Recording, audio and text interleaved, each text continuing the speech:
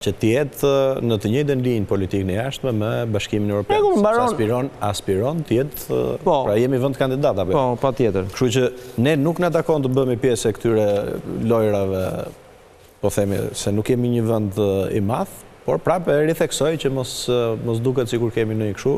Shumë mirë është për Shqipërinë në çdo rast që ka një rol në sidomos ndaj Shteteve të Bashkuara. Ka qenë për herë në fakt, edhe kur ka qenë Nano kryeministër, edhe kur ka qenë Berisha, që Shqipëria, pavarësisht se vendet evropiane kanë qenë kundër qoftë ndryrjes në Irak apo në Afganistan, ka qenë në mbështetje ndër shtetet e para. Pra është një marrëdhënie e veçantë që të shpresojmë të jetë ndryshuar.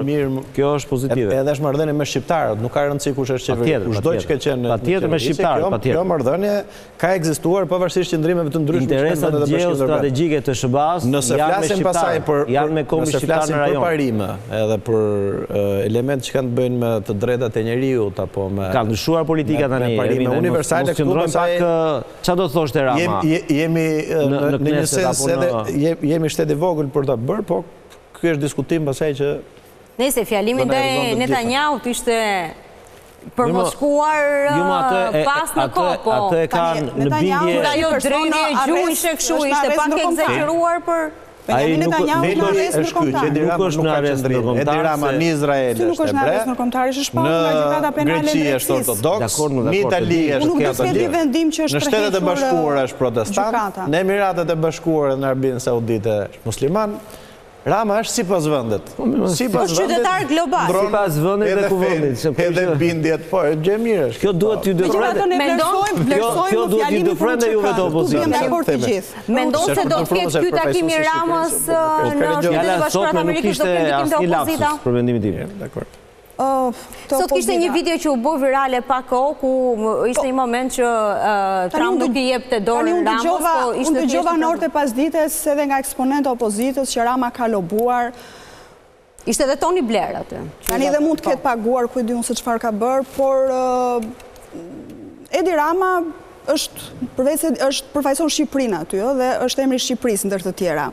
Nuk e di se si e ka arritur Edi Rama, nëse është e vërtet kjo që thot opozita, por ndikim, çfarë të opozita nuk besoj. Që në protestën e nesërme, ka pas njerëz mes atyre militantëve le themi të Partisë Demokratike që mendonin që realisht Shtetet e Bashkuara të Amerikës do ta largonin Edi Ramën nga pushteti, sepse kështu si është situata e ka të vështirë kjo opozitë që ta largojë dhe duhet një dorë fortë e Trumpit që të.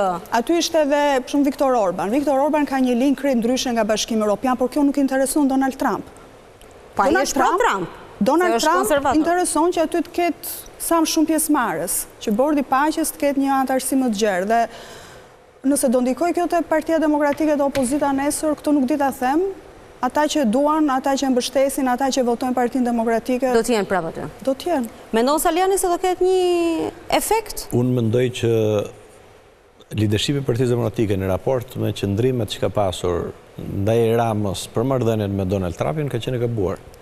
Pra, është arritur një pritshmëri sikur do ta merrnin thuajse me helikopter Edi Ramën apo Ramaduro. Do vinin ta merrin si Maduro, ndërkohë që Shqipëria është një vend, po themi pa diskutim një demokraci hibride ose autokraci, që të rrëzosh autokratin duhet të bindesh qytetarët dhe të forcosh çdo marrëdhënie të mundshme, qoftë marrëdhënien e mirë që duhet ta kemi me Shtetet e Bashkuara, se nuk është se leadershipi i Partisë Demokratike ka marrëdhënie të shkëlqyera me Shtetet e Bashkuara të Amerikës apo me ndërkombëtarët. Si ka fare. Dhe nga ana tjetër nuk duhet të ngrihet ky lloj, po themi, miti, sepse demotivon në momentin që ndodh elektoratin. Pra ka dy narrativa të gabuara. E para që ndroi pushteti dhe tani ndroi pushtetin në Shtetet e Bashkuara do ndryshojë edhe këtu. Dhe e dyta që Edi Rama nuk mundet me vot. Po me çfarë mundet Edi Rama?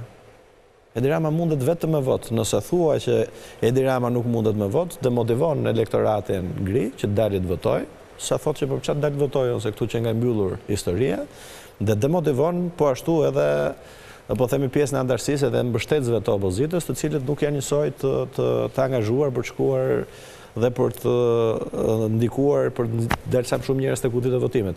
Kështu që ka qenë një narrative gabuar, për mua kjo është një gjë normale, pra nuk është se ka përfaqësuesi i Shqipërisë. Ku ka drejt Xhaliani se po janë trequr tani që ndodhe kjo. Ju kujtoj një gjatë pak entuziazëm në fillim të janarit kur arrestua Maduro, por Berisha vetë një lloj entuziazmi. Unë nuk e kam shpresuar, nuk e kam pohuar, nuk e kam shkruar, nuk e kam thënë asnjëherë. E vërteta sipas meje është kjo që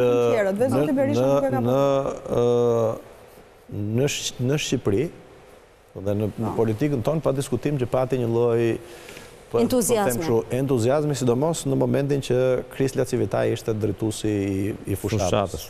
Dhe pa diskutim që pati një, po themi, një tjetër lloj hovi fushata e Partisë Demokratike që u thyen mes me daljen e listës kandidatëve për deputet, që e shkreu fare, që tregoj atë që po e them dhe edhe këtu tek ju, që ka shumë rëndësi se si sillesh me elektoratin këtu.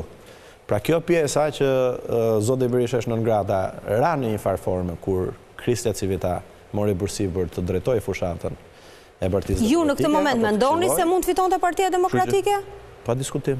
E mendonit në atë moment? Pa diskutim. Seriozisht, Partia Demokratike kishte një kryeministër që ka 12 vite në pushtet, një kryeministër që i ka ndodhur skandale të njëpësnjeshme, një Shqipëri e cila është e varfëruar dhe qytetarë që janë të pakënaqur, çdo sondazh se mirë po themi dakord tek zgjedhjet që ndryhet edhe tek këto, po tek sondazhet kush e pengon leadershipin e Partisë Demokratike që të dalë mirë? 60%. Sepse ai thotë sondazhet janë të kontrolluara. Po mirë tani, pse nuk kontrollohen kur janë mbi 60% të pakënaqur me qeverinë? 60% e të pyeturve në çdo sondazh, të çdo televizioni, por sondazh mund të bëj kushdo, sa mund të paguash kompani dhe bën vetë dhe kupton që ndodh.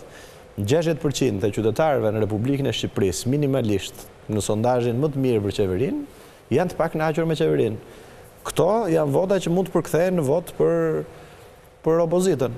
Dhe opozita ka pasur disa problematika. Fragmentarizimi i votës, ndarja e votës, se krijon perceptimin që janë të ndarë, sistemi zgjedhor nuk e favorizon një opozitë të ndarë, listat e zgjedhjeve, demotivimi i antarësisë Partisë Demokratike, duke zgjedhur deputet njerëz që nuk kanë përfaqësim, pra më të votuar të primarëve, në 8 qarqe të paktën, nuk u futën fare në lista.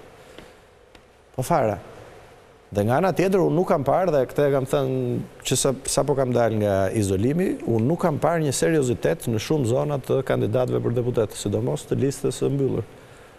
Pra po ta shikosh zotin Berisha që nuk është çështje për tu përmendur, por nuk është keq, po edhe për shkak të moshës, edhe për shkak të angazhimeve si kryetari i opozitës, ka qenë më aktiv se sa shumica e listës kandidatëve. Këtu e referon në pas takimeve që kanë pas në bazë, rrjeteve sociale, kujt i referosh kur thua që nuk e kam parë? I kam ndjekur nëpër media, se kam pas kohë të ndjek fushatën mirë. Televizorin e kishe televizor atje? Po, ishte një televizor i vogël që ndiqej, por nga ana tjetër unë nuk kam qenë izoluar, unë kam parë nga njerëzit që takoja, nga deputetët, nga miqtë. Mira, mund të bëj një pyetje unë? Ervin, apo kemi kaluar te pjesa e opozitës?